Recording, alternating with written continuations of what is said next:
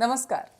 આ કાર્યક્રમની શરૂઆત તો હરિઓમ કહીને કરવી પડશે, કેમ કે એવા સ્થળ પર છું જ્યાં લખ્યું છે કે યોગી થવા કરતાં ઉપયોગી થવું વધારે જરૂરી છે. એવા વ્યક્તિત્વની સાથે સંવાદ કરવો છે જેમની સાથે મળવું એ જ અહોભાગ્ય છે. એમના વિચારો કેટલાય પુસ્તકોમાં લખાયા છે, લાખો લોકોએ એ પુસ્તકોને વાંચ્યા છે, એ વિચારોને સમજ્યા છે, પણ છતાંય જેટલી વાર સાંભળીએ એટલી વાર લાગે કે હજુ અમુક પ્રશ્નો શેષ રહ્યા છે અને સ્વામીજીની પાસેથી એ બધું જ સમજીશું આપણે. આપણી સાથે સ્વામી સચ્ચિદાનંદજી છે, એમની સાથે જ વાત કરીશું. નમસ્કાર. નમસ્કાર નમસ્કાર નમસ્કાર નમસ્કાર. શરૂઆત એ જ વાતથી સમજવી છે કે આટલી ઉંમરે, અમારી દ્રષ્ટિ આટલી ઉંમરે પણ તમે આટલી જ ઉર્જા સાથે અવિરતપણે સતત સંવાદ કરો છો. તમારા પ્રવચન અમે સાંભળીએ છીએ, આજુબાજુ અમે જ્યાં બેઠા છીએ ત્યાં પણ પુસ્તક, લખવાની સામગ્રી, કશુંક એવું ને એવું જ દેખાય છે. ઉર્જા ક્યાંથી આવે છે? ઉર્જા ભગવાનની છે, મારું કશું નથી. મારા આખા જીવનમાં જે કંઈ સારું થયું છે, થઈ રહ્યું છે, એ બધું ભગવાનનું છે. કંઈ ભૂલો થઈ છે એ બધી મારી છે, દોષો બધા મારા છે. એટલે મારા જીવનમાં ભક્તિ માર્ગ છે અને ભક્તિ માર્ગનું બધું શ્રેય પરમેશ્વરને અપાય છે. એટલે મારું આરોગ્ય સારું હોય, ઉર્જા તમને દેખાતી હોય, તો જે કંઈ હોય એ બધું પરમેશ્વરનું જ છે, મારું કશું નથી. એકદમ શરૂઆતથી તમારા જીવનના જેટલા પ્રસંગો એ તમારી આત્મકથાના સ્વરૂપે વાંચ્યા કે પછી સંવાદોમાં સાંભળ્યા, તો એ દરેક વાર્તાલાપમાં જે પ્રારંભિક જીવન વિશે જેટલું હું જાણી શકી કે શરૂઆતમાં તમે 3-4 વર્ષની ઉંમરે પિતાજીની છાયા ગુમાવી, એના પછી લગભગ 12-13 વર્ષની ઉંમરે કાકા અને માતા એ પણ ગુમાવ્યા, શિક્ષક પરિવારમાં તમારો જન્મ થયો, ભણતરમાં પણ સંઘર્ષ, એ બધું જ. તો એવું શું હતું કે જે તમને વૈરાગ્યની ભાવના સુધી ખેંચી ગયો? શું આ પ્રસંગો આધાર બન્યા? હા, બરાબર. એવું બન્યું કે વૈરાગ્ય તો મારા જીવનમાં હતો જ નહીં. અચ્છા. હું તો સાધુઓને વીણી વીણીને મારતો. અચ્છા. અમારા ગામમાં કોઈ એ સાધુ એટલે બાવા, હા હા હા. પેલા ઉઘરાણા કરનારા આવે ને, હા હા. એટલે લોકો મારી પાસે લઈ આવે, આના પાસે લઈ જાઓ, આ સીધા કરશે.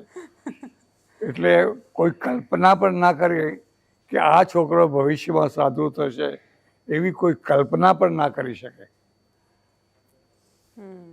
પણ પછી જીવનમાં એક એવો આઘાત લાગ્યો, એવો ધક્કો લાગ્યો કે અહીંથી ઉપાડીને અહીં ફેંકી દીધો. અને એ આઘાત પર ભગવાને જ લગાડ્યો. સારું થયું, ને તો ક્યાંનો ક્યાં નરકમાં પડ્યો હોત. પણ મને ઉપાડીને અહીંથી અહીં ફેંકી દીધો. કે આઘાત જ જરૂરી હતો જીવનમાં. ખ્યાલ આવે છે? અને મેં ઉઘાડા દિલે એ આઘાતની વાત થોડીક લખી છે, તમે જાણતા હશો એટલે કંઈ કહેવાની જરૂર નહીં. પણ એ સારું થયું, જે થયું એ સારું થયું. એના પછી તમે ભારત ભ્રમણ કર્યું. પછી તમને પંજાબમાં ગુરુજી મળ્યા અને પછી તમે આ સાનિધ્યમાં જીવન શરૂ કર્યું. પણ તમે એવું શું કામ માન્યું અને વારંવાર એવું શું કામ લખ્યું છે, અથવા એની પાછળનો ઉદ્દેશ્ય શું છે કે ભારત પલાયન વૃત્તિમાં જીવતો થઈ ગયો હતો, કે બધું છોડી દેવું છે, સંન્યાસી બની જવું છે? તો એ સંન્યાસ અને આ સંન્યાસ કે જે તમે વાત કરો છો, કર્મફળનો સંન્યાસ, એમાં શું ફરક છે? એમાં એવું છે કે મારા જીવનમાં બહુ મોટું પરિવર્તન આવ્યું. મેં ગૃહ ત્યાગ કર્યો મોક્ષ માટે. મોક્ષ મોક્ષ મોક્ષ મોક્ષ સિવાય બીજું કાંઈ નહીં. પણ 1962ના ચાઇના સાથેના યુદ્ધે વિચારો બદલી નાખ્યા. ભારત હાર્યું, ભૂંડી રીતે હાર્યું. અને પછી મેં ઇતિહાસનું અધ્યયન કર્યું તો જાણવા મળ્યું કે 3000 વર્ષથી આપણે હાર્યા જ કરીએ છીએ. આ પહેલી વાર નથી હાર્યા. ઠેઠ ઈરાન અને સિકંદરના સમયથી હાર હાર હાર હાર જ કરીએ છીએ. અને એનું મૂળ કારણ આપણી જીવન વ્યવસ્થા છે. આપણો ધર્મ, આપણી સંસ્કૃતિ અને આપણું અધ્યાત્મ, આ ત્રણેય મળીને એની દૂષિત વ્યાખ્યાના કારણે પ્રજાને દુર્બળ બનાવી છે. અને એ દુર્બળતા 3 રીતે આવી છે. પહેલી, વર્ણ વ્યવસ્થાથી. માત્ર ક્ષત્રિયો જ યુદ્ધ કરે. હવે 3% ક્ષત્રિયો, બાકીની પ્રજા તો કોઈ યુદ્ધ કરતા જાણતી જ નથી.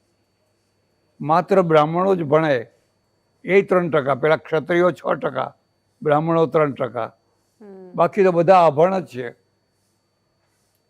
એટલે જેને રાષ્ટ્રવાદ કહેવાય એ રાષ્ટ્રવાદ નહોતો, રાજાવાદ હતો, બાદશાહવાદ હતો, સુલતાનવાદ હતો, રાષ્ટ્રવાદ નહોતો. અને રાષ્ટ્રવાદ ના હોવાના કારણે આ વર્ણ વ્યવસ્થા છે એણે પ્રજાને બહુ દુર્બળ બનાવી. માનો કે તમે વાણિયા છો, તમે તલવાર લઈને ફરો, કલ્પના કરો. હે માનો કે તમે વાળંદ છો, તમે જગતગુરુ થઈ શકો, શંકરાચાર્ય થઈ શકો, તમારી ગમે એટલી લાયકાત હોય તો એ કલ્પના જ ના થાય. તમારું એક ચોકઠું બનાવી દીધું, તમારે આ ચોકઠામાં જ જીવવાનું છે, આ ચોકઠાથી આગળ જવાય જ નહીં. એક તો આવર્ણ વ્યવસ્થા.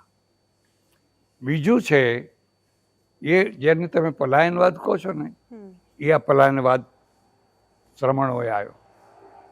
ઘર છોડો, પત્ની છોડો, ધંધો છોડો, છોડો છોડો છોડો, ત્યાગ ત્યાગ ત્યાગ. બુદ્ધ અને મહાવીરની પાછળ હજારો સાધુ સાધ્વીઓ ફરતા હતા. આ પલાયનવાદ છે. કર્તવ્ય છોડો અને દીક્ષા લઈ લો. ગીતા કર્તવ્ય છોડવાનું નથી કહેતી, કર્તવ્ય કરો, યુદ્ધ કરો. આ પલાયનવાદ આવ્યો. ખ્યાલ આવે છે? ત્રીજું છે ઈચ્છાને મારી નાખવાની વૃત્તિ. મહત્વાકાંક્ષાથી જ મહાન થવાય. સિકંદર થવું હોય તો મહત્વાકાંક્ષા હોવી જ જોઈએ. તમને ખબર નહીં હોય, સિકંદર 250 એ જમાનાના રૂપિયા ઉછીતા લઈ અને દુનિયા જીતવા નીકળેલો. 250 રૂપિયા એના પાસે નહોતા, એમાંથી આખી દુનિયા એને જીતી. મહત્વાકાંક્ષા એ આપણા પાસે નહીં. Napoleon, Vasco da Gama, Columbus. બસ સુખી થવું છે ને, ઈચ્છા મારી નાખો. ઈચ્છા જ દુઃખનું મૂળ છે. ઈચ્છા મરી જશે, માણસ મરી જવાનો, તમે મહાન ના થઈ શકો. આ ત્રણ છે.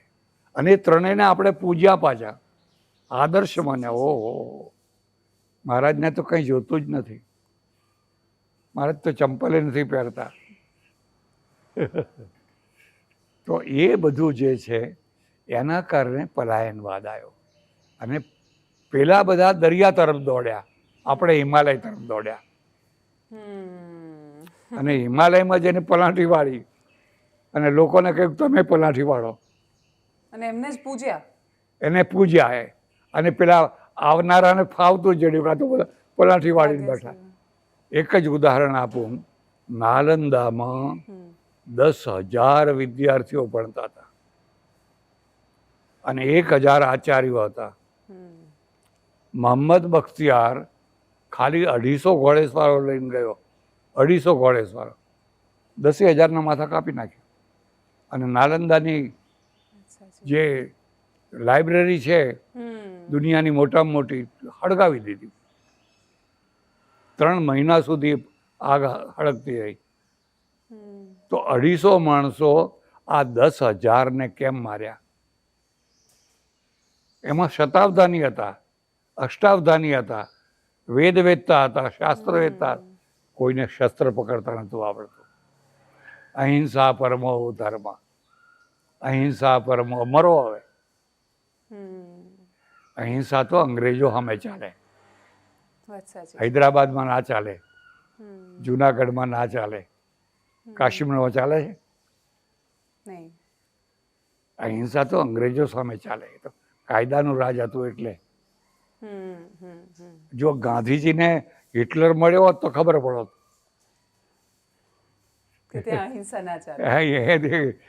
હિટલર એમની અહિંસાને ચાલવા જ ના દોત. એટલે આ ખોટું પકડાઈ ગયું અને એના કારણે ભારતની પ્રજા દુર્બળ બની. અચ્છા, જેમ કે અમે આપ જે પ્રાંગણમાં બેઠેલા છીએ ત્યાં વીરતા પરમો ધર્મ, એકતા પરમો ધર્મ, આવા સૂત્રો પણ લખેલા છે. સ્વામીજી, ત્રણેય વસ્તુને જો હું અલગ અલગ રીતે સમજવાની કોશિશ કરું તો જેમ વર્ણ વ્યવસ્થા, તો આપના વિશે જેમ કે આપના પૂર્વાશ્રમના પિતા શ્રીમાળી બ્રાહ્મણ હતા અને માતા અવદિચ્ય બ્રાહ્મણ, અને એ બંનેના લગ્ન એ સમયે થયા, તો એ તો આમ તો બ્રાહ્મણના જ લગ્ન કહેવાય. અરે અને છતાંય હાહાકાર થઈ ગયેલો, હાહાકાર થઈ ગયેલો. અમને નાત બાર મૂકેલા. અચ્છા. બહુ દુઃખ પડેલું. તો એટલી કટ્ટરતા હતી એ સમયે.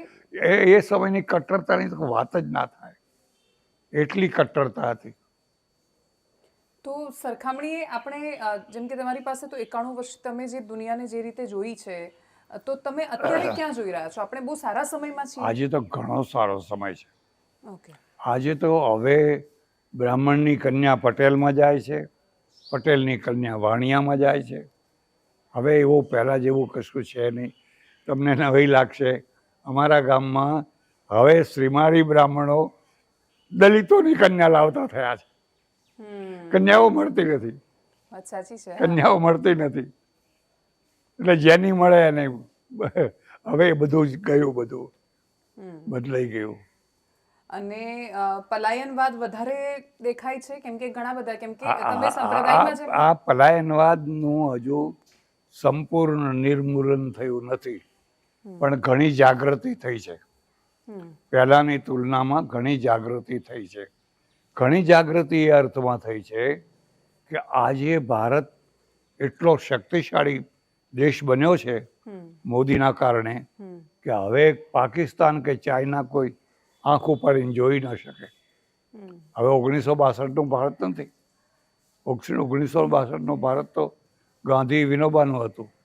શસ્ત્ર જ ના મળે, ગોળીઓ ના મળે, મોજા ના મળે, ધાબળા ના મળે, બિચારા વગર મોતે મરી ગયા લોકો.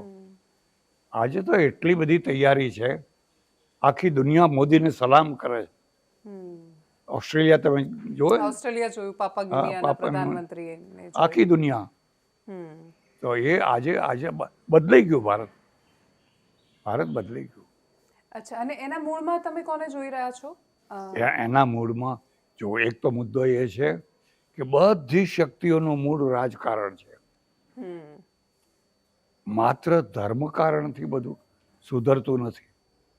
મારા વિચારોથી તમે પ્રભાવિત થાઓ, પણ એથી કંઈ કાયદો ના બને.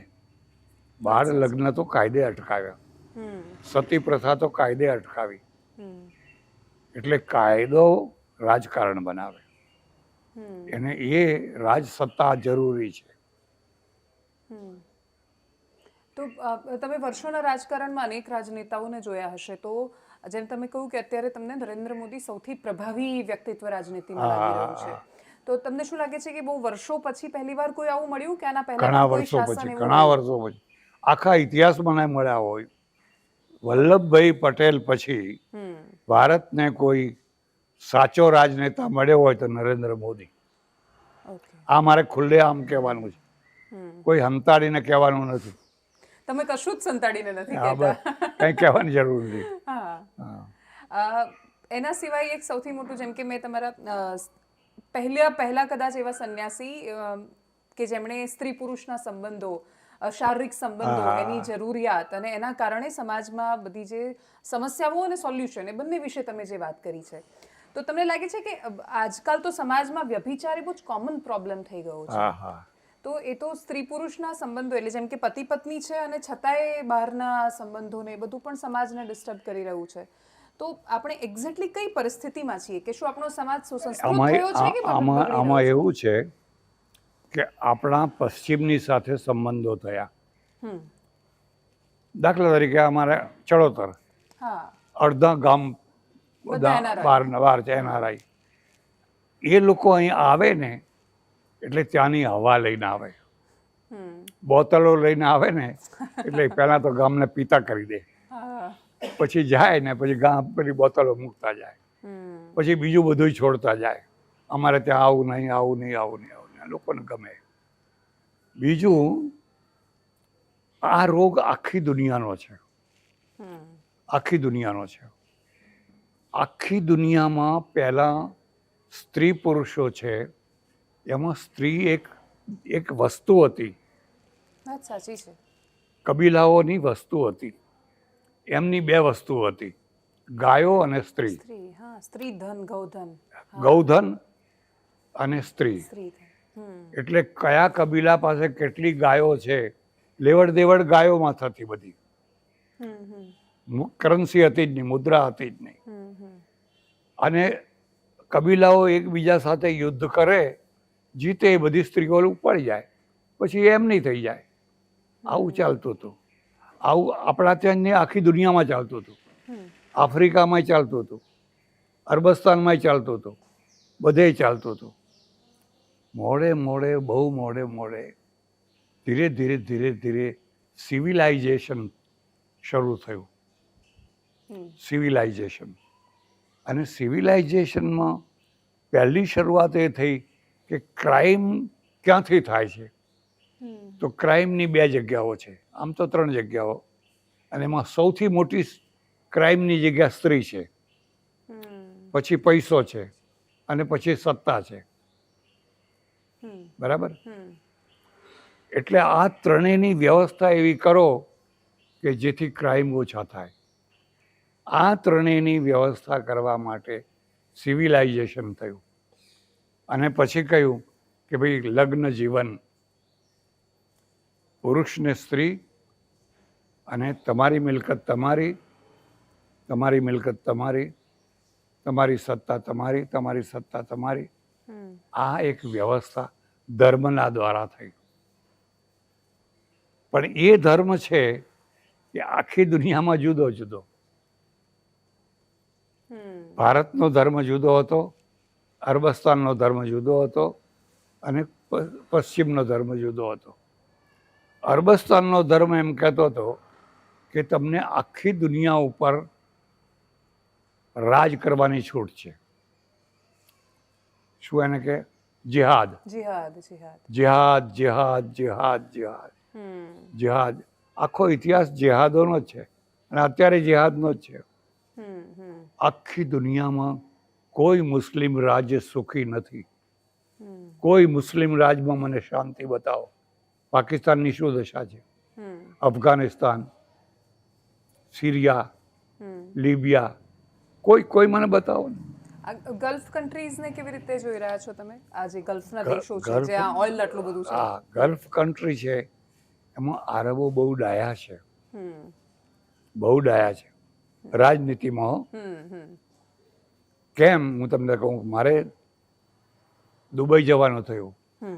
દુબઈમાં માત્ર 13% અરબો રાજ કરે છે. 77% બહારની પ્રજા લોકો છે. તમે નોકરી કરો, પૈસા કમાઓ, ઘરે લઈ જાઓ. નાગરિક નહીં. તમે નાગરિક નહીં, તમને વોટ આપવાનો અધિકાર નહીં. 13% જે અરબો છે એ જ વોટ આપે ને એ જ રાજ કરે. આ એનું ડાપણ છે. આવું ડાપણ આપણને ના આવડ્યું.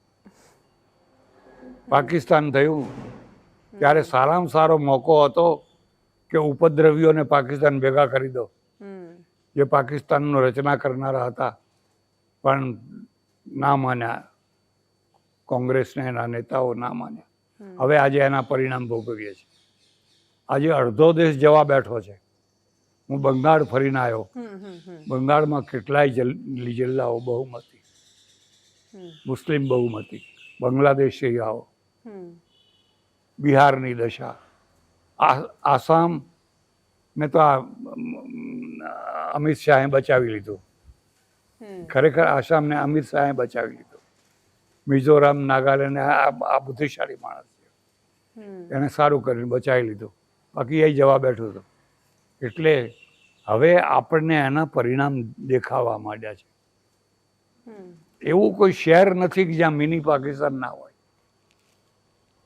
છે. અચ્છા. અમદાવાદમાં કયું? જુહાપુરા વાળા એરિયા. જુહાપુરા, કાલુપુર. થોડા દિવસે લોકો જતા ડરે છે. પોલીસ વાળા ડરે છે. રથયાત્રા કાઢવી હોય તો કેટલા પોલીસ ખડકવા પડે, ત્યારે માંડ રથયાત્રા નીકળે. આ 75 વર્ષ પછી આ દેશની આદત.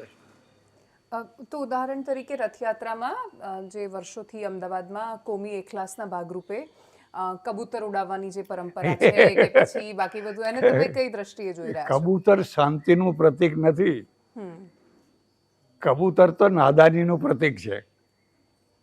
કબૂતર ઉપર બિલાડી ઝપટે તો કબૂતર આંખ મીચી દે, એ બિલાડીને ફાવતું ચડે. આપણે કેટલી મૂર્ખામી કરી. કબૂતરને શાંતિનું પ્રતીક તો સિંહ છે. ગીરમાં જઈને જુઓ, એ શાંતિથી સૂતો છે. સિંહ શાંતિનું પ્રતીક છે. આપણી નોટોમાં સિંહની છાપ છે. કબૂતરની છાપ ઊભી ના કરે તો સારું. આ દેશને ઉધારાવાળા ચડાવી દીધો. અચ્છા. અને તો પછી દેશ ઊંધા રવાડે આઝાદી પછી ચડ્યો એવું આપ માની રહ્યા છો કે પછી વર્ષોથી આ બધું ચાલતું? બરાબર છે. આઝાદી પહેલા કોંગ્રેસમાં બે ભાગ પડી ગયેલા, ગરમ દલ અને નરમ દલ.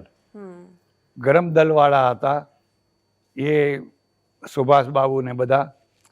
ગાંધીજીએ બધાને નેગ્લેક્ટ કર્યા, એમનું કંઈ ચાલ્યું નહીં. બધા અંગ્રેજોએ જોયું કે હવે આ દેશ ઉપર રાજ કરી શકાશે નહીં. અંગ્રેજો બહુ બુદ્ધિશાળી પ્રજા અને ખાનદાન પ્રજાઓ, એ પણ તમને કહું, હલકી પ્રજા નહીં. એમણે ચાવી આપીને શાંતિથી વિદાય થયા. આપણે કહ્યું તમારો એક વાઇસરોય અમને આપો. પહેલો વાઇસરોય ગવર્નર જનરલ અંગ્રેજ આપણો લોર્ડ માઉન્ટબેટન. તમારા સેનાપતિ આપતા જાઓ ને. આટલું બધું એમનું. અને એ જેણે કર્યું બહુ ખાનદાનીથી કામ કર્યું. પણ એમણે જોયું કે હવે આપણે રાજ નહીં કરી શકીએ. અને આ ભારતમાં જ નહીં, આખી દુનિયામાં, હોંગકોંગ હોય કે ગમે તે હોય, આખી દુનિયામાં એને છોડવા મળ્યું. તમે કલ્પના કરો કે છોડતા છોડતા છોડતા આજે બ્રિટનનો પ્રધાનમંત્રી ઋષિ સુનક બને. ભારતમાં કદી કલ્પના કરી શકાય? ઋષિ સુનક ભારતીય, અને એ ત્યાંનો પ્રધાનમંત્રી બને. એની ગૃહમંત્રી પટેલ છે, ચરોતરની, પ્રીતિ પટેલ. અને તે છતાંય એ લોકોએ બધું સ્વીકાર કર્યું. આપણે ના સ્વીકાર કરી શકીએ? કરી શકીએ? આમાં લંડનનો મેયર આજે મુસલમાન છે. હા, એની ખાનદાની છે. એને કહ્યું લો પ્રમાણે જીવવાનું છે. તમને બહુમતી મળતી હોય તમે રાજ કરો. આપણે કઈ બહુમતી મળે તો અમે ખરીદી લઈશું. અમને બધું જ આવડે છે, પણ તમને તો રાજ નહીં કરવા દઈએ. બિહારમાં શું થાય છે, મહારાષ્ટ્રમાં શું થયું, કર્ણાટકમાં વિજય કેવી રીતે મેળવ્યો, બધું મફત. 2000 આપશું, લાઇટ મફત. અરે ક્યાંથી લાવશો પૈસા? હવે ખબર પડશે મફત કેટલા દિવસ અપાય. તો કોણ વધારે ખાનદાન, એ બ્રિટન કે જે બધાને સ્વીકારે છે, કે પછી આપણી પરંપરા કે જે આપણે આપણી પરંપરા? અમદાવાદમાં પણ એક મિની પાકિસ્તાન. આપણી પરંપરાનો શું અર્થ? એટલે જે હમણાં આપણે થોડી વાર પહેલા જ વાત કરી કે જેમ કે અમદાવાદમાં પણ એક મિની પાકિસ્તાન છે એવું આપણે કહીએ છીએ, જ્યાં મુસલમાન છે ત્યાં એ પ્રદેશોને, અને બીજી બાજુ બ્રિટન જેવો દેશ કે જ્યાં લંડનમાં મેયર મુસ્લિમ થાય છે. પણ બ્રિટનમાં આ પ્રશ્ન તો છે જ. ઋષિ સુનકે લવ જેહાદના સામે પોલીસો તૈયાર કર્યા છે. બ્રિટનમાં ત્રાસ છે, બહુ ત્રાસ છે. ફ્રાન્સમાં ત્રાસ છે, નેધરલેન્ડમાં ત્રાસ છે, અમેરિકામાં ત્રાસ છે. ઋષિ સુનકે એના સામે એક્શન લેવાનું શરૂ કર્યું છે. તમે જીતીને મેયર થાવ તો બરાબર છે, તમે કોઈ છોકરીને બ્લેકમેલ કરીને કરો તો એ તો કોઈ કાયદેસરની કામ નથી. એટલે એના સામે તો એક્શન લેવાના જ હોય. હિન્દુ રાષ્ટ્રની જે રીતે ડિમાન્ડ થઈ રહી છે એને તમે કેવી રીતે જોઈ રહ્યા છો? હવે એ અત્યારે તો બહુ આમ ઓછું શક્ય દેખાય છે, પણ જે આંદોલન શરૂ થયું છે એને દાદ આપવી પડે. એ બાગેશ્વર વાળો છે ને, ખોટો માણસ નથી હો. હા, ખોટા માણસો એના પાછળ પડ્યા છે. એ બધાના સામે ઊભો રહ્યો છે અને હસતા હસતા બધાને જવાબ આપે છે. તો એમના ત્યાં જે દિવ્ય દરબારમાં જેમ કે જઈને પેલા લોકો ધૂણતા હોય છે, તે વાત સાચી છે. જો બાઇબલમાં ભૂત છે, કુરાનમાં ભૂત છે, પુરાણોમાં ભૂત છે, આખી દુનિયા કોઈને કોઈ રીતે ભૂતને માને છે તો એ અને મારી અંધશ્રદ્ધા આખી નથી. જિંદગી ભૂતોમાં જ ગઈ છે. મેં આખું ચેપ્ટર લખ્યું છે હમ અને પછી લોકોએ કહ્યું ત્યારે મેં કહ્યું ભાઈ ભલે આ તો મને કે આ લોકો બધાને અંધશ્રદ્ધા એ વાત પણ એક વાસ્તવિકતા છે એ તો સ્વીકારવી પડશે. જો સાંભળો તમે, જો તમે શરીરથી જુદો આત્મા માનો છો હમ તો આત્માની સદગતિ ને દુર્ગતિ માનવી પડશે. હમ તો હવે દુર્ગતિ થાય એનું શું થાય? આ મુસલમાનોના જુઓ કેટલા તાવીજ બાંધીને ભરતા હોય, ઓલિયા બધા ઝાડ જોડ કરતા, સૌથી વધારે એમના ત્યાં હા, આખી સૌથી વધારે ક્રિશ્ચિયનમાં પણ ક્રિશ્ચિયનમાં છે, જોવા મળે બધે હા, છે, વાત સાચી છે. બધે છે. પશ્ચિમના દેશોમાં પણ બહુ બસ છે ને. અંધશ્રદ્ધા છે.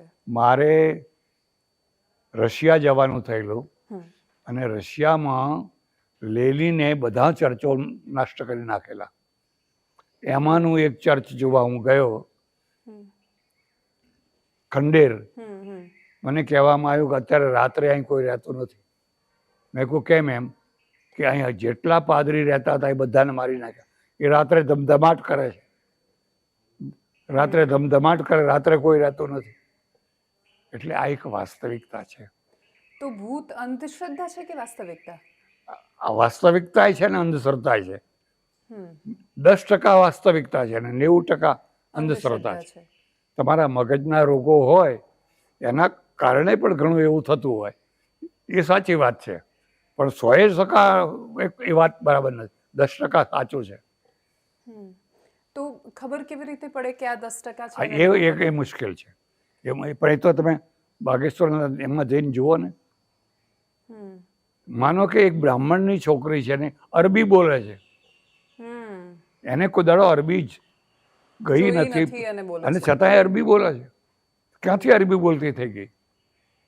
હમ એટલે એ વાત, આ બાબતમાં પણ ખુલ્લું મગજ રાખવું જોઈએ. હમ અને આખી થિયોસોફિકલ સોસાયટી છે યસ.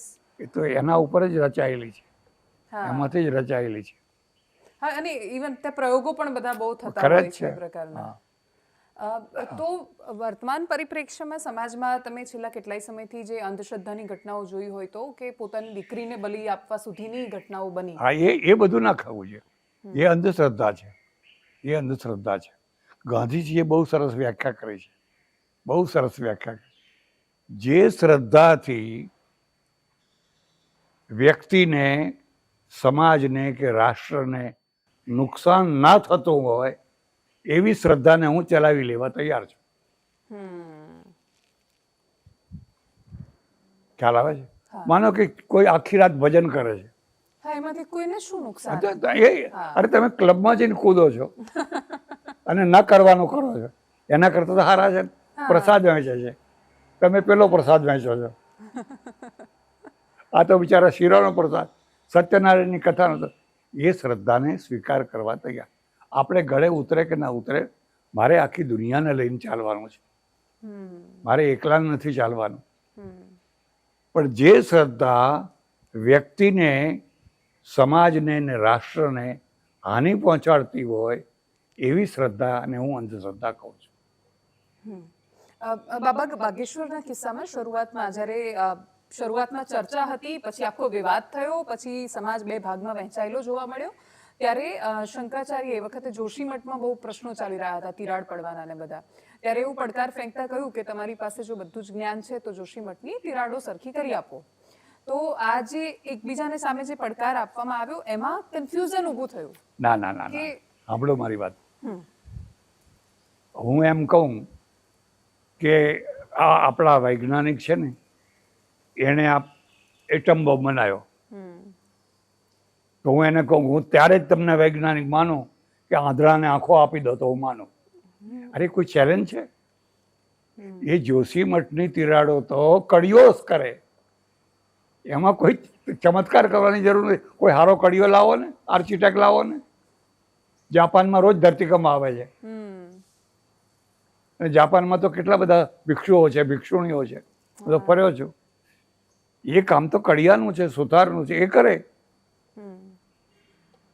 આ બરાબર નથી, નાદાની છે. અચ્છા, તો ધર્મમાં આડંબર પ્રવેશ્યો છે, ઘણી બધી જગ્યાએ દંભ છે, સંપ્રદાયોમાં વહેંચાઈ રહ્યો છે, એ વાત આપ માનો સાચી છો? છે, સાચી જ છે, સાચી છે. જ્યાં તમારે કોઈની શ્રદ્ધાના આધારે જીવવાનું શરૂ થાય, એક મુદ્દો યાદ રાખજો, ભિક્ષુ છે એ દયાજીવી છે, બધું ઘટ્યું આપીને એને ખાધું. સાધુ છે એ શ્રદ્ધાજીવી છે. અમે વધુ ઘટું ખાતું નથી કહ્યા, તમારી શ્રદ્ધાનું ભોજન કરીએ છીએ. હવે જે વ્યક્તિ કે સમાજ શ્રદ્ધાજીવી હોય એને પેલાની શ્રદ્ધા વધારવાનું કામ કરવું જ પડે. એ એની આજીવિકા છે. તમારી શ્રદ્ધા વધવી જ જોઈએ. પણ જો તમે શ્રદ્ધાજીવી ના હો અને તમારા પગ ઉપર ઊભા રહીને જીવતા હો, જેમ કબીર છે, હાર ચલાવીને જીવે છે, એ શ્રદ્ધાજીવી નથી, શ્રમજીવી છે. એને કોઈના બાપની પડી નથી. કોઈને ખોટું લાગે તો ખોટું લાગે, એને જે વ્યક્ત કરવું છે એને જે બોલવું છે એ બોલે, પણ એ તો પોતાના પગ ઉપર ઊભો રહીને જીવે છે. મને રોટલો કોણ આપશે, મને ઓટલો કોણ આપશે, એ ના બોલી શકે. ને શ્રદ્ધા, કબીર તો ગરીબીમાં જીવ્યો, ઝોંપડામાં જીવ્યો. આજે પણ તમે જુઓ, કબીર ચોરા જોવા જજો, કયા છો? કબીર ચોરા આજે ઝોંપડું જ છે. એટલે એ મુદ્દો છે.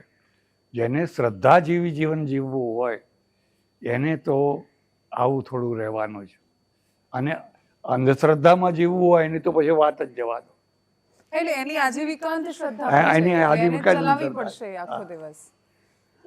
એક દાખલો તમને આપું. તમે કોઈ પણ જ્યોતિષી પાસે જાઓ તો જ્યોતિષી પાસે કોણ જાય? જે દુખિયારા હોય. વાત સાચી છે. સુખી માણસ તો જાય નહીં. અને તમે જઈને કહો કે બાપજી લગ્નને 20 વર્ષ થઈ ગયા, હજુ મારો ખોળો ભરાતો નથી, એટલે એને લાઈન મળી ગઈ. પછી એ જોશે કે તમને આ ગ્રહ નડે છે, આ નડે છે, હવે આ વિધિ કરો, આ વિધિ કરો, આ વિધિ કરો. બસ એમાં એની આજીવિકા છે. એમ નહીં કે તમે ડૉક્ટર પાસે જાઓ અથવા તમારા માટે એ શક્ય જ નથી એવું નહીં કે કોણીએ ગોળ ચોંટાડશે અને કોણી સુધી કંઈ કોઈનું મોઢું પહોંચવાનું નથી. તો એમાં આજીવિકા ચાલી છે. અહીંયા નહીં, લંડનમાં મેં જોયું, અમેરિકામાં જોયું, મોટી મોટી એડવર્ટાઈઝો. પંડિતજી મહારાજ જોઈ તમે એડવર્ટાઈઝ? પંડિતજી મહારાજ મુસલમાન છે હો. હા, બ્રાહ્મણ નથી. એને નામ પંડિતજી મહારાજ રાખ્યું છે, પણ છે મુસલમાન. અને ધડાકા બંધ એનું ચાલે છે. અમારે અહીં નડિયાદના એક પટેલ હતા, સોમ ભગવાન. તમે લંડનની ટ્યુબમાં ફરો ને, 16 ફૂટનું મોટું બાવ એમનું એડવર્ટાઈઝ હો. એડવર્ટાઈઝ એ નિખાલસતાથી કહેતા કે ઝુકતી હૈ દુનિયા, ઝુકાને વાલા ચાહીએ. કેમ? તો કે મેં જોયું કે આ લંડનમાં ખારા મારો ધંધો કયો વગર મૂડીનો? આ ધંધો એમ. અને 3 છોકરીઓ અંગ્રેજોની નોકરીમાં રાખી દીધી. તમારા એક પ્રશ્નનો 1 પાઉન્ડ ચાર્જ, એક પ્રશ્નનો ચાર્જ વિના કશું નહીં. 5 પ્રશ્નના 5 પાઉન્ડ. પછી કામ ના તાવીજ આપવાનું, કામ ના થાય તો પૈસા પાછા. હા, ચેલેન્જ. તમારું કામ ના થાય તો પૈસા પાછા. મને કે અડધા માણસો તો પૈસા પાછા લેવા આવતા જ નથી. એમાં અડધા તો બૈરા હોય ને, પુરુષથી ખાનગીમાં બધું કર્યું હોય, એટલે એ તો કંઈ બોલે જ નહીં. હવે આપણા અડધા પૈસા તો બચી ગયા, અડધા પાછા આપી દીધા તો પતી ગયું. હવે અડધા આવે એને એમ કહેવાનું, જો આ નહીં પણ આના કરતાં આ તાવી વધારે છે, એ તમને હું કરી આપું તો કરી આપવાનું. નહીં કે ના, પૈસા લો, તારા પૈસા પાછા. તો અડધા તો બચ્યા ને, એમ કે લક્ષાધિપતિ થઈ ગયા. વાત સાચી. તો વર્ષો પહેલા ભારતમાં શું આ જ રીતે બુદ્ધ પ્રજા ઉપર બહુ બધા લોકોએ આ રીતે શાસન કર્યું? કે જ્યારે લોકો સમજી નહોતા શકતા કે ના ના શાસ્ત્ર એ શું છે? એક ખંડ ભાગ થયો, સમાજના જીવનનો એક ખંડ ભાગ થયો. હમ માનો કે મુસ્લિમો અંધશ્રદ્ધાળુ છે, પણ તો એકતા છે, બહાદુર છે, કંઈક થાય જ બધા ભેગા થઈ જાય છે. હમ અલાઉદ્દીન ખિલજીના સમયમાં મુસલમાનોની વસ્તી 1.5% હતી. 1.5%એ 98% ઉપર રાજ કર્યું. એમને એમ રાજ કર્યું હશે? હમ ઠેઠ દૌલતાબાદ સુધી વિજય મેળવતા. હા ભલે અંધશ્રદ્ધાળુ હોય, પીર વલિયા બધા માનતા હોય, પણ આમ તો બહાદુર હતા ને. આપણે તો બધી રીતે પ્રશ્નોમાં ગ્રસિત રહ્યા. બધી રીતે આપણી પાસે લશ્કર નહીં. આરબોની સેના રાખતા, આરબોનો ઘોડો, પોર્તુગીઝો તોપો આપતા. હમ હે. રાણા પ્રતાપના 2 ઘોડા, એમાં ચેતક છે એ આરબનો ઘોડો હતો, અરબસ્તાનનો ઘોડો હતો ચેતક. જે ચેતક છે ને, હા શિવાજીની તલવારે બહારની હતી. આપણી પાસે કોઈ તૈયારી જ નહીં, બધું બહારથી. અંગ્રેજોએ, પોર્તુગીઝોએ, ફ્રેન્ચોએ આપણા લશ્કરને તૈયાર કર્યું. હમ અને અંગ્રેજો ગયા. આકિન લેક અહીંનો સરસેનાપતિ હતો. આકિન લેક સિમલામાં એનો બંગલો જોવા ગયેલો. હા કાશ્મીરમાં યુદ્ધ થયું, આકિન લેકે ના પાડેલી, પાકિસ્તાનને ના પાડેલી, ભારતને ના પાડેલી. કરિયપ્પા એનો આર્કિટેક્ટ હતો, હમ પછી કરિયપ્પા થયા. હા એ સમયે ગુજરાતી એક રાજા પણ સેનામાં હતા એ વખતે, જામનગરના લગભગ. તો તમે અનેક દેશો ફર્યા, વર્ષોથી આપણો ઇતિહાસ, ભારતના યુદ્ધો પર પુસ્તક લખ્યું. એના પછી એક પુસ્તક જે ચાણક્ય પર આપે આ લખ્યું 2 છે. હા, તો જ્યારે ચાણક્ય પરનું એક પુસ્તક જે મેં વાંચ્યું, જેની અંદર શરૂઆતમાં તમે અલગ અલગ શાસ્ત્રો વિશે, જેમાં દંડ સંહિતા સહિત બાકીની બધી વાતોનો ઉલ્લેખ કર્યો છે. બરાબર. પછી એક પ્રવચનમાં પણ જ્યારે એના વિશે વાત થઈ રહી હતી, ત્યારે તમે કહ્યું હતું કે ભાગવતમાં, ગીતામાં બધે છે એ શ્લોક છે અને વેદમાં છે એ મંત્ર છે. હા, એ ફરક શું છે બંને? બરાબર છે. મંત્ર અને શ્લોક બેમાં ફરક છે. મંત્ર એ જપ કરવાની સિદ્ધિ આપવાનો મંત્ર કહેવાય.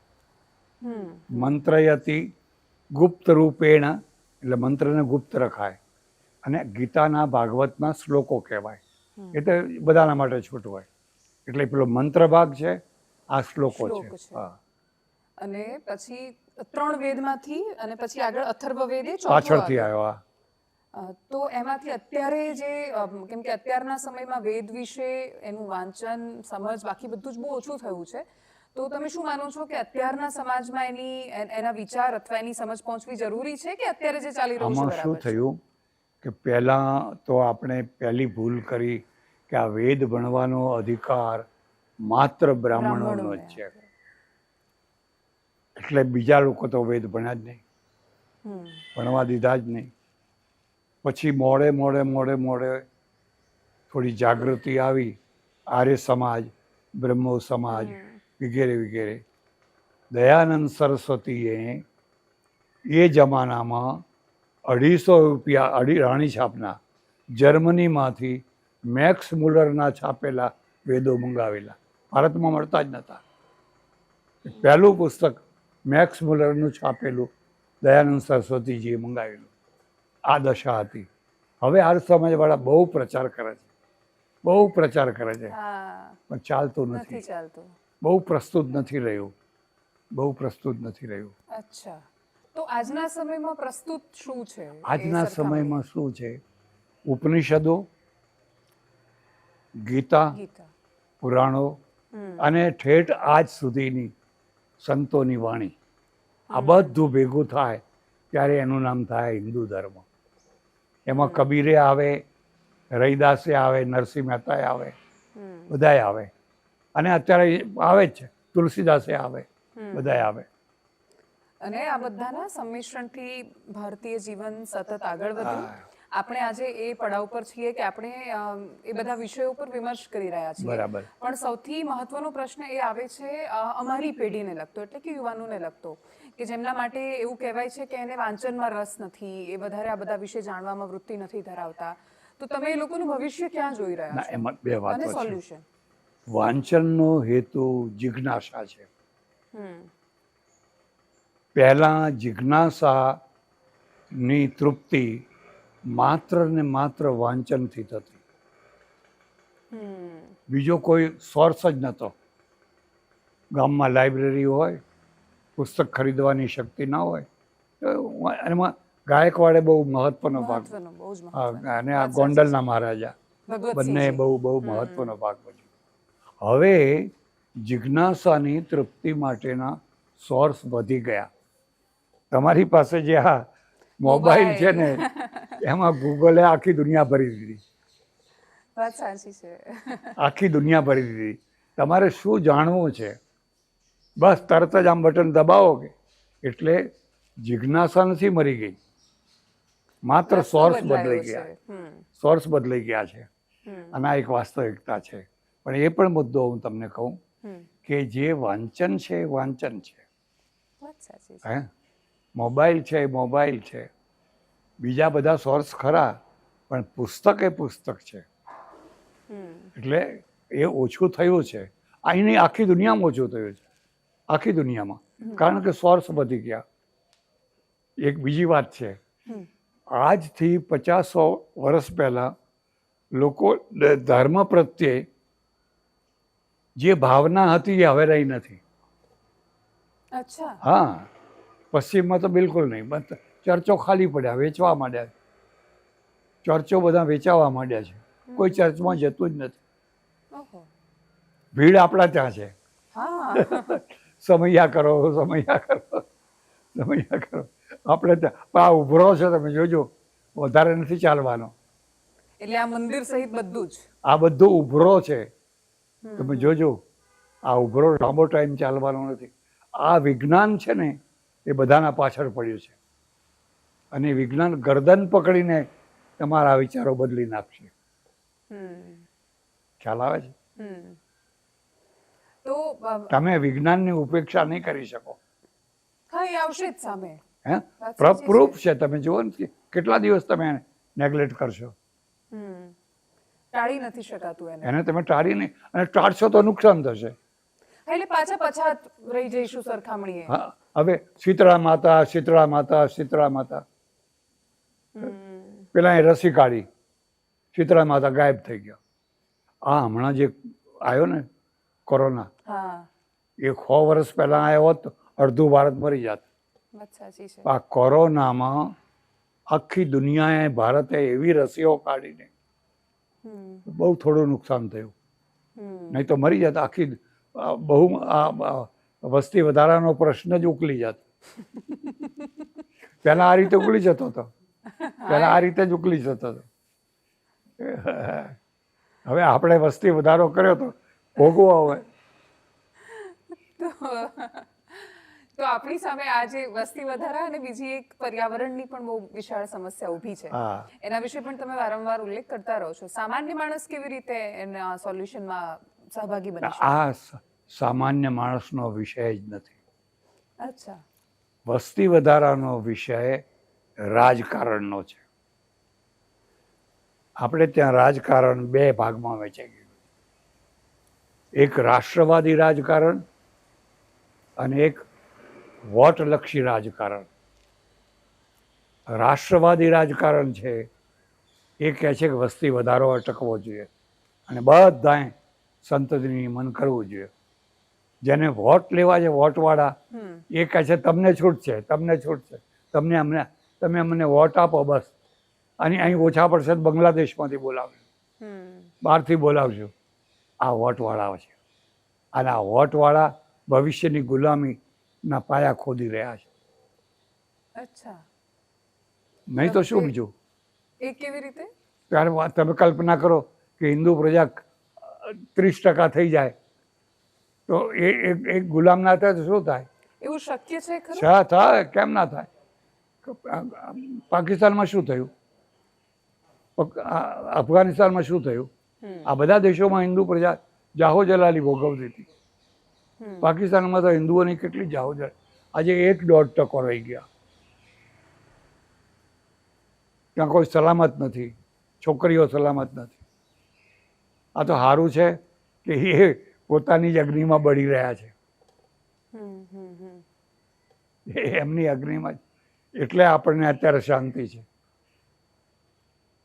તો જે ભારતીય રાજકારણનો આઝાદી પછીનો ઇતિહાસ જે લોકો સમજે છે એ લોકો એક એ પણ સરખામણી કરતા હોય છે કે ભારત અને પાકિસ્તાન એક સાથે બે અલગ દેશ બન્યા, પણ પાકિસ્તાને એકદમ ધર્મને પ્રાધાન્યતા રાખી ધર્માંધ બન્યા, એની પાછળ ભાગ્યા, આતંકવાદને પાળ્યો પોષ્યો અને પછી હવે એની જ અગ્નિમાં સડી રહ્યા છે.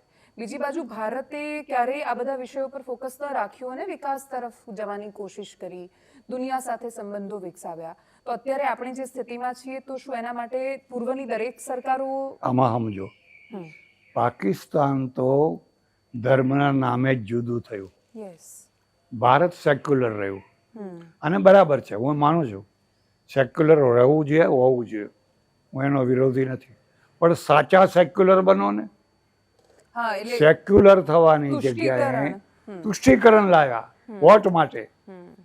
તુષ્ટિકરણ, અરે રોડ ઉપર નમાજ પડાતી હશે, આ ભૂંગળા 5 વાગે કોઈને ઊંઘવા નથી દેતા. તમે જો તો પહેલા બંગ પુકારતા હતા, ભૂંગળા પુકારતા હતા, એમને પુકારવાનું કોણ ના પાડે છે? તુષ્ટિકરણ જ તુષ્ટિકરણ. આ તુષ્ટિકરણે આપણને સાચા સેક્યુલર થવા ના દીધા. એના રિએક્શનમાં આજે આ બધું ઊભી થઈ રહી છે. મોડે હિન્દુ પ્રજાને થયું, આ તો મરવાનું થયું. પ્રતિકાર આવી રહ્યો છે. આનો પ્રતિકાર આવી રહ્યો છે. તો મહાત્મા ગાંધીની રાજનીતિને તમે કેવી રીતે જોઈ રહ્યા છો? મહાત્મા ગાંધીની રાજનીતિ તો અંગ્રેજો સામે હારી હતી. અંગ્રેજો સારા હતા એટલે ગાંધી સફળ રહ્યા. અંગ્રેજોની જગ્યાએ જર્મનો હોત, રશિયનો હોત, સુલતાનો હોત તો ગાંધીજી સફળ ના હતા. પણ ગાંધીજી જે હોય મહાન, આપણે એમનો ઉપકાર ભૂલવો ના જોઈએ. એમણે આઝાદી અપાવી, પણ આઝાદી પછી પણ વલણ એમણે ના બદલ્યું અને સરદાર દુઃખી થયા. સરદારને પ્રધાનમંત્રી ના થવા દીધા, એ મોટામાં મોટી ભૂલ કરી અને એ ભૂલ આજે ભારત ભોગવી રહ્યો છે. સરદારને અન્યાય થયો, એથી વધારે દેશને અન્યાય થયો. જો સરદાર પ્રધાનમંત્રી થયા હોત તો આ દેશની આજે આ દશા ના હોત. તમે જ્યારે ગૃહત્યાગ કર્યો હશે ને પછી, કેમ કે તમે ભારતની આઝાદી પહેલાથી લઈને પછીનો આખો સમય જોયો છે, આ બધા જ રાજનેતાઓને સમયાંતરે વિચારતા જોયા છે, તો ત્યારની રાજનીતિ ને અત્યારની રાજનીતિમાં શું આ રાજનીતિ વધારે સ્વાર્થી નથી અત્યારે જે છે? ના, એવું નહીં. મોરલની દૃષ્ટિએ શરૂઆતની રાજનીતિ સારી હતી. મોરલની દૃષ્ટિએ ત્યારે તો લોકોને ચૂંટણી માટે જબરજસ્તી ઊભા કરવા પડતા. તમારે ઊભું ના, મારે નથી, જબરજસ્તી મંત્રી બનાવવા પડતા, મારે નથી બનવું. ના, હવે બદલાઈ ગયું, આખું બદલાઈ ગયું, મોરલ બદલાઈ ગયું. આજે ઊભા રહેવા માટે આમાં પૈસા આપો, આમ પૈસા આપો, આમ આપો, દારૂ પીવડાવો, ભજીયા ખવડાવો, બધું કરો, જે ના કરવાનું હોય બધું કરો. અને ચૂંટાઈને આવ્યા પછી કરદા કરો, તમારા ભાવ બોલાય. આજનું આ ઇન્ડિયન લોકશાહી છે, આ પશ્ચિમની રાજશાહી નથી. વાત સાચી છે. આ ઇન્ડિયન રાજશાહી છે. તમે પૂર્વ અને પશ્ચિમને બંનેને બહુ જ નજીકથી જોયું છે, સમજ્યું છે, તો હાલનું પશ્ચિમ એટલે કે હાલનું ભારત અને હાલનું પશ્ચિમ એટલે આજનું પૂર્વ અને પશ્ચિમ, એને તમે કઈ રીતે જોઈ રહ્યા છો? આ પશ્ચિમ સારી સ્થિતિમાં કોણ છે? પશ્ચિમ એ પશ્ચિમ જ છે. જોકે પશ્ચિમે પણ ઘણી ભૂલો કરી છે અને એના પરિણામ ભોગવી રહ્યા છે. તો પણ પશ્ચિમના લોકોએ જોયું કે આ જે કયું રશિયા સામે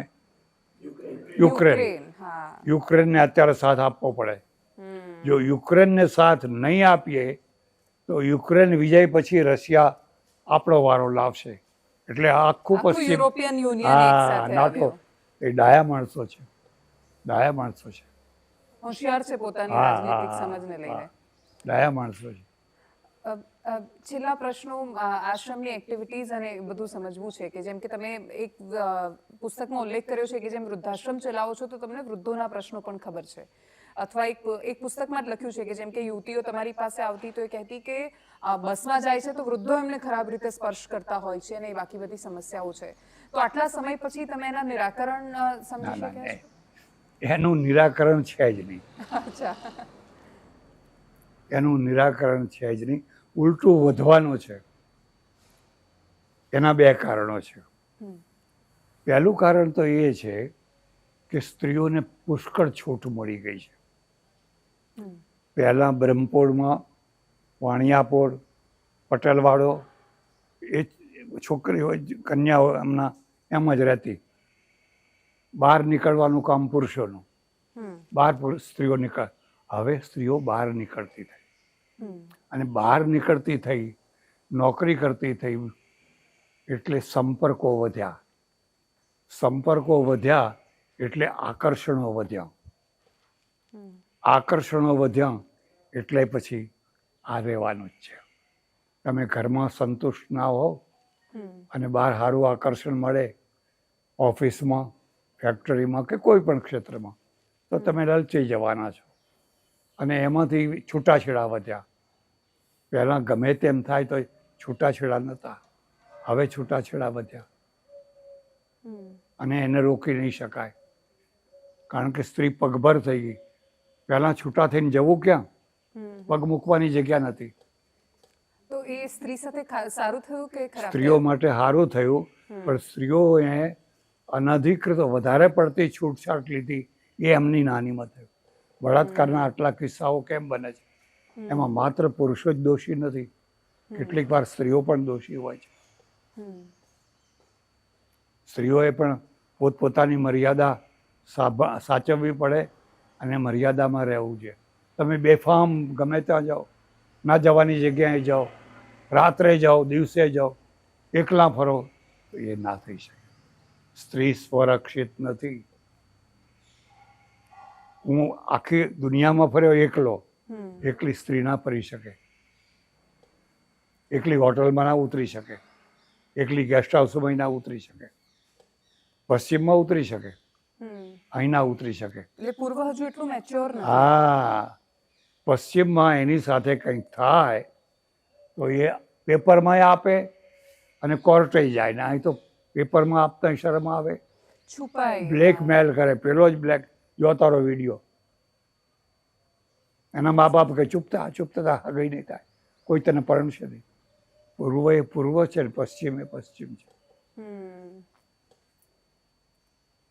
એટલે આપણે વધુ પડતા પશ્ચિમના રવાડે ના ચડવું જોઈએ. એનું જે સારું છે એ લેવું જોઈએ. અને હું તમને એ પણ કહું, સ્ત્રીઓએ મર્યાદામાં રહેવું જોઈએ, પુરુષોએ રહેવું જોઈએ. પુરુષોએ કંઈ બેફામ થવું એવું નથી કહેતો. બેયની મર્યાદા છે, એમાં બેયનું જીવન છે. અને લગ્ન તો બંધન છે, ખીલે બંધાવાનું છે. ગાય ખીલે બંધાય ને હાજે દાણ મળે, અને ખીલે ના બંધાય ને ખેતરમાં હરાડી જઈને પડે, એને ડેરો બાંધે, ડફડા મળે એને. એટલે હરાડા થઈને ફરવું એનું નામ કઈ સ્વતંત્રતા નથી. ખીલે બંધાવવું જોઈએ. એને એમ થાય કે મારો એક પતિ છે, કોણ મારા સામે આંખ ઉપાડી શકે? ભીમ જેવો છે, પીઠબળ છે, મારા ભાઈ છે, મારું પિયર છે. અને પુરુષને પણ એમ થાય મારી પત્ની છે. બે એકબીજાના પૂરક છે. પૂરક થઈ અને એકબીજાના જોડીદાર બની રહે એ બરાબર છે. છેલ્લો પ્રશ્ન આપના અંગત જીવનને લઈને, જેમ કે પૂર્વાશ્રમનું આપનું જીવન અને એના પછીનું જીવન, સંઘર્ષો ક્યાં વધારે લાગ્યા તમને? આમ તો આખું જીવન જ સંઘર્ષ રહ્યું, બચપણથી સંઘર્ષ રહ્યો. તમે કલ્પના કરો, 3 વર્ષની ઉંમરમાં પિતા ગુજરી જાય, 11 વર્ષની ઉંમરમાં માતા અને કાકા ગુજરી જાય, સમાજે નાત બાર મૂક્યા હોય, ઉપર આકાશ ને નીચે ધરતી, કોઈ ના હોય એવા બાળકો જીવે કેવી રીતે? કેવી રીતે જીવે? સંઘર્ષ જ સંઘર્ષ. ઘણી વાર ખાવાનું ના મળે, ભૂખ્યા હોઈએ. આજુબાજુ શ્રીમંત લોકો વાણિયા રહે, જૈન વાણિયા, ઘી બોલે લાખો રૂપિયાનું, કોઈ દાડો એક ટુકડો ના આપે. માનવતા નહીં. દેરાસર બાંધો, માનવતા નહીં. એટલે એ તો સંઘર્ષની તો કોઈ સીમા નહીં, પાર વિનાની. અને કદાચ એણે એ સંઘર્ષોએ જ તમને જીવનમાં એને જ મને ઘડ્યો, એને જ ઘડ્યો. મેં ભૂખ જોઈ, તરસ જોઈ, અપમાન જોયા, એણે મને ઘડ્યો. એટલે અહીં કોઈ પણ આવે, હું એને પહેલો પૂછું, તમે જમ્યા છો? એ ના પાડે તો મને ચહેરા ઉપરથી ખબર પડે કે આ ના પાડે પણ જમ્યો નથી. હું તરત કહું જમાડો પહેલાં, પછી બીજી વાત. હવે બસ બસ. નહીં, બસ હજુ એક પ્રશ્ન છે. ઓ, બોલો. તમે બનારસમાં જે અભ્યાસ કર્યો, કેમ કે વચ્ચે તમારો અભ્યાસ તો ત્યાં છૂટી ગયો હતો 7મા ધોરણ પછી અભ્યાસને આગળ કેવી રીતે પહોંચ્યા? વૃંદાવન ને હરિદ્વાર ને બનારસ. અચ્છા. 1 વર્ષ વૃંદાવનમાં, 1 વર્ષ બનારસ હરિદ્વારમાં, અને 11 વર્ષ બનારસમાં. અને ત્યાં પછી તમને ગોલ્ડ મેડલ મળ્યો? હા. અચ્છા. અને તમને જે ક્રાંતિ પુરસ્કાર મળ્યો હતો એને તમે સૌરાષ્ટ્રમાં તળાવો માટે હરાજી કરી દીધી. હરાજી કરી દીધી. હા. તો આવા તમને જીવનમાં ઘણા બધા પુરસ્કારો મળ્યા, એને તમે સમાજમાં પાછા વહેંચ્યા. તો અત્યારનો ભારતીય સમાજ, કે જેમ તમે જે વચ્ચે વાત કરી ને પાટણમાં, કે બાજુમાં ઘીની નદીઓ જાણે વહેતી હોય અને બાજુવાળાને કાં તો એક ટીપું ના આપે, મંદિર કે દેરાસર બંધાવે પણ બાજુવાળાને ના આપે, માનવતા ક્યાંક મિસિંગ થઈ જાય. તો એ સમાજને તમારો એક છેલ્લો સંદેશ અને મંત્ર તો તમે કહો કે ગુપ્ત હોય છે, પણ કોઈ એક શ્લોક કે જે તમે દર્શકોને સોંપી શકો, કે જ્યાં, કેમ કે તમે ઘણીવાર શાંતિ મંત્રનો પણ ઉલ્લેખ કરતા હોવ છો, કે જે દર્શકો પણ એમના જીવનમાં ઉતારે. મારો તો એક જ સંદેશ, માનવતા, માનવતા, માનવતા. એ જ ધર્મ છે. રાષ્ટ્રવાદ, રાષ્ટ્રવાદ, રાષ્ટ્રવાદ, એ જ સિદ્ધાંત છે. માનવતા અને રાષ્ટ્રવાદ, આ બેયને લઈને જીવન ચાલવાનું. મારો દેશ, મારું રાષ્ટ્ર બળવાન બને. બસ. હવે બસ. હા. ચાલો, હરિઓમ. હરિઓમ.